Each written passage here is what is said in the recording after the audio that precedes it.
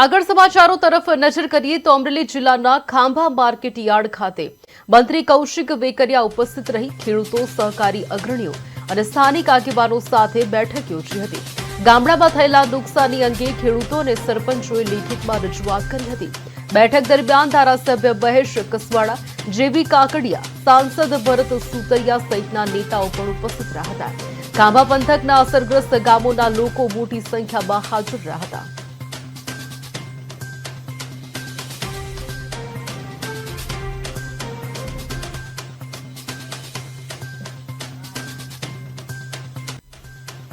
આજે આંબા તાલુકાના જે ગ્રામ્ય વિસ્તારની અંદર અમે ખેતરની અંદર જઈ અને જે જોઈ અને આજે અમે અહીંયા બધા ખેડૂત ભેગા થયા હતા માર્કેટ યાર્ડમાં એની વાત સાંભળી, એના જે પત્ર લાવ્યા હતા એ લીધા અને ખેડૂતને કઈ રીતે સહાય આપણે મદદરૂપ થઈએ છીએ એ પણ વાત કરી અને સરકાર પણ એની તૈયારી બતાવી છે। એટલે આપણા મંત્રીને આપણી વચ્ચે મોકલ્યા છે।